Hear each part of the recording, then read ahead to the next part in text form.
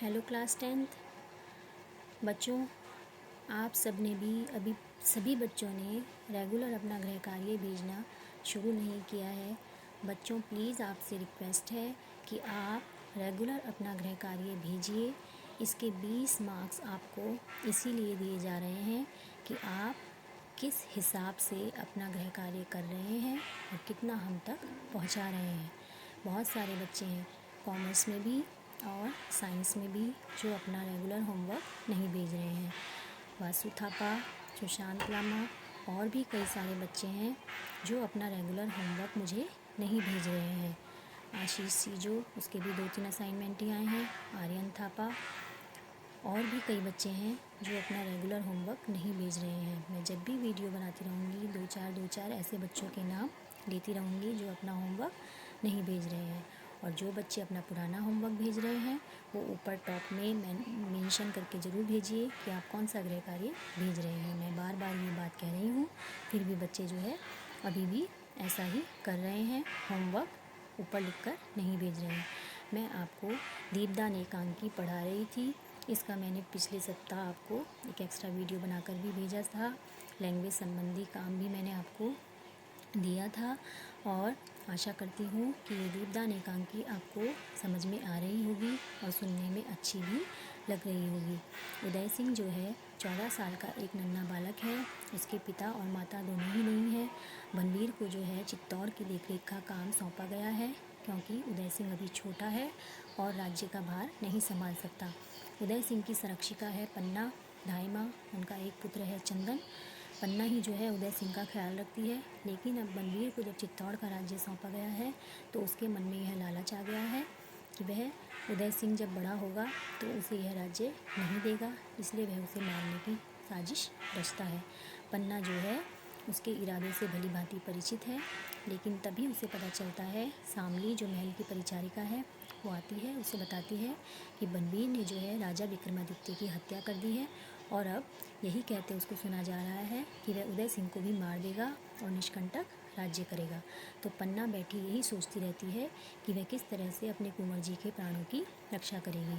सामली से वे कई सारे उपाय बताती है, जिन्हें सामली कहती है कि बनवीर जो है इतना जहरीला है कि उसकी सांप की तरह 2 जीवें हैं। अब आगे देखते हैं। वह कहती है विक्रमादित्य को तो वो मार ही चुका है और एक रक्त से उसकी प्यास नहीं बुझेगी। पेज नंबर 95 तक मैंने आपको पढ़ाया था। पेज नंबर 96 से मैं आज शुरू कर रही हूँ। सामली कहती है पन्ना से उसे दूसरा रक्त भी चाहिए और वह कुंवर का। तुम कुछ बोल नहीं रही हो धायमा, आंखें बंद कर क्या सोच रही हो? सामली पन्ना से कहती है। पन्ना कहती है मैं भगवती तुलजा का ध्यान कर रही हूँ कि मुझे शक्ति दें कि मैं कुंवर की रक्षा कर सकूं। सामली कहती है इस समय कुंवर की रक्षा शक्ति से नहीं हो सकेगी, कोई युक्ति ही काम दे सकती है, मतलब कोई आइडिया ही काम आ सकता है, शक्ति की ज़रूरत नहीं है, कोई उपाय सोचो। चौंक कर कौन आ रहा है? पन्ना जोर से कहती है दरवाजे पर कौन है? कीरत बारी का प्रवेश। कीरत आता है, अन्नदाता कीरत बारी हो, धाय माँ के चरण लागू। कीरत जो है महल में काम करने वाला एक बारी है, महल में जूठी पतले उठाने का काम करता है। जब भोजन इत्यादि सब कर लेते हैं, वहाँ पर जो जूठी पतले इकट्ठी हो जाती हैं उनको उठाने का काम कीरत करता है। पन्ना कहती है कीरत तुम हो, आ गए? बाहर तो कोई नहीं है? कीरत से पूछती है। कीरत कहता है अन्नदाता बाहर सिपाहियों का डेरा लग रहा है, जान नहीं पड़ता अन्नदाता को आधी रात को जेका हो रहा है। वो पूछता है पन्ना से कि अन्नदाता ये हो क्या रहा है? महल में सिपाहियों का घेरा डल रहा है, समझ में नहीं आता कि क्या हो रहा है। पैड में किसी का भी पेसारा नहीं हो पाता। पेसारा मतलब प्रवेश, वहाँ पर किसी को भी प्रवेश नहीं करने दिया जा रहा है। मैं तो बारी हूँ, इससे कुछ बोला नहीं। कहता है मैं तो बारी हूँ, महल में जूठी पतले उठाने का काम करता हूँ, इसीलिए किसी ने कुछ भी नहीं बोला। पन्ना कहती है तो तुम बेखट के चले आए, मतलब तुम्हें आते हुए है और उसमें पत्ते हैं। कुंवर जी ने ब्यारू कर ली। ब्यारू मतलब भोजन, संध्या के समय किया जाने वाला भोजन, डिनर जो होता है उसे ब्यारू कहते हैं। तो कहता है तुम कुंवर जी ने ब्यारू कर ली। जब से कुंवर जी बूंदी से आए हैं यहाँ, तब से सारे महल में, सगर महल में उजियारा मतलब रोशनी हो गई है।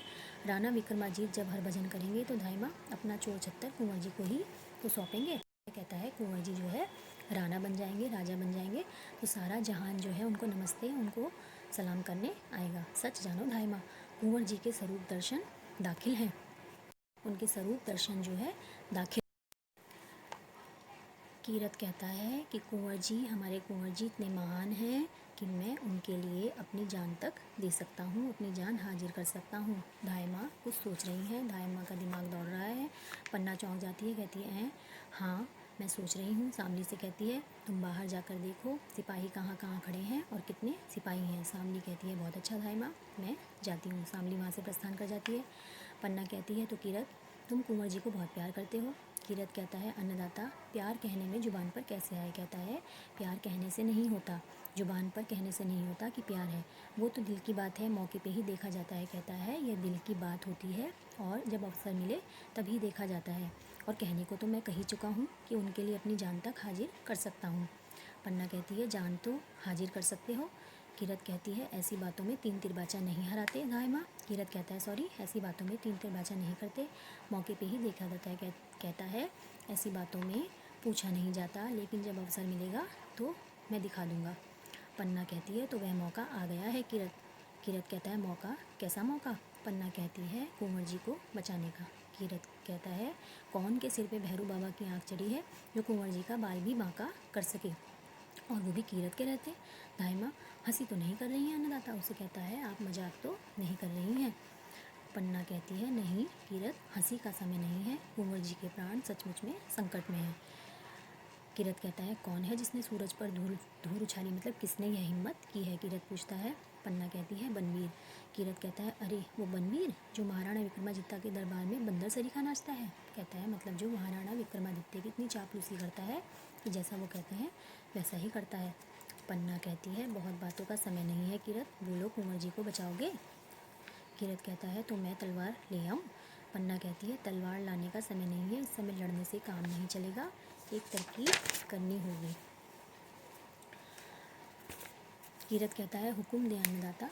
पन्ना कहती है भवानी तुलजा ने मेरे मन में सब उपाय सुझा दिए हैं, मैंने सब कुछ सोच लिया है। कीरत कहता है हाँ ध्यान तो कर रही थी आँख मूंद के, तो भवानी ने कौन सा हुक्म करा। पन्ना कहती है उसे मानोगे। कीरत कहता है अन्नदाता सिर माथे सिर चढ़ा के मानूंगा। पन्ना कहती है अच्छा तो सुनो, तुम बारी हो, तुम्हें बाहर जाने से कोई नहीं रोकेगा, तुम तो टोकरी में जूठी पत्तल उठा के जाते ही हो। कीरत कहता है ठीक कहती हैं अन्नदाता, आते वक्त भी मुझे किसी ने नहीं रोका। कीरत पन्ना कहती है तो तुम कुंवर जी को टोकरी में लिटाकर उन पर गोली पत्ते डालकर महल से बाहर निकल जाओ। कहती है कि तो तुम जो है अपनी टोकरी में कुंवर जी को लिटाओ और उनके ऊपर सारी पत्तलें बिछा दो, उनको छुपाकर महल से बाहर निकल जाओ। कीरत कहता है वाह अन्नदाता ने खूब सोचा, खूब सोचा, मैं ऐसे निकल जाऊंगा कि सिपाही लोग जो है मुँह देखते ही रह जाएंगे। तो कुंवर जी कहाँ हैं। पन्ना कहती है सो रहे हैं, आज भूमि पर ही ज़मीन पर ही सो गए, उन्हें धीरे से उठाकर अपनी टोकरी में सुला लेना, वे जगने न पाए, क्योंकि अगर वो जाग गए तो वो पूछेंगे ज़रूर कि ये सब क्या हो रहा है। कीरत कहता है अन्नदाता उनको पता भी नहीं चलेगा कि कहाँ से कहाँ सो रहे हैं, मतलब मैंने उनको कहाँ से कहाँ लिटा दिया है। पन्ना गहरी सांस लेकर चित्तौड़ का राजकुमार पत्तल ओढ़कर सोएगा, कौन जानता था। कहती है ऐसा किसने सोचा था कि जो चित्तौड़ का होने वाला राजकुमार है वो कभी पत्तल ओढ़कर सोएगा, ऐसा कोई नहीं सोचता था। कीरत कहता है यह सब भाग की बात है, किस्मत की बात है अन्नदाता, आज पत्तल ओढ़ के सोएंगे कल साल दुसाला ओढ़ेंगे। कहता है आज पत्तल ओढ़ के सोएंगे, उनके प्राण बच गए तो कल जो है गहने जवाहरात साल दुसाला ओढ़ेंगे। पन्ना कहती है तो तुम जाओ जल्दी करो।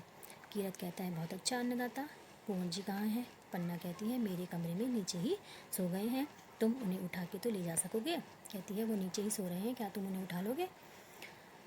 कीरत कहता है अन्नदाता अगर हुक्म दें तो बनवीर तक को सिर पे उठा के ले आ सकता हूँ। कहता है कि अगर आप हुक्म दें तो मैं बनवीर को भी सिर पे उठा के ले जा सकता हूँ। बच्चों आज इतना ही रखेंगे, मेरे हिसाब से एक दो वीडियो में ये चैप्टर पूरा हो जाएगा। आशा करती हूँ आपको समझ में आ रहा होगा। साथ में बच्चों मैं आपसे यह भी रिक्वेस्ट करना चाहूँगी कि आप जो है लैंग्वेज पर भी ध्यान देते रहें, जो भी लर्न करने का काम है आप उसको बीच बीच में करते रहें। पर्यायवाची, विलोम शब्द, भाववाचक संज्ञा, विशेषण शब्द, अनेक शब्दों के लिए एक शब्द, जो भी आपके बोर्ड में ये चीज़ें आती हैं उन पर आप थोड़ा थोड़ा रोज़ काम कीजिए, मतलब थोड़ा थोड़ा रोज़ लर्न कीजिए, 5-5, 10-10, जैसा कि मैं आपको क्लास में भी बोलती रहती थी। इनको अवॉइड मत कीजिए, नहीं तो आपके ऊपर एकदम से बर्डन पड़ेगा। ये चीज़ें यूज़लेस नहीं होती हैं, मैंने हमेशा आपसे कहा है, कहीं ना कहीं काम आएंगी। इसको लर्न करते चलिए, मतलब लैंग्वेज का काम जो है वो आपके हाथ में ही है। ठीक है बच्चों, ओके।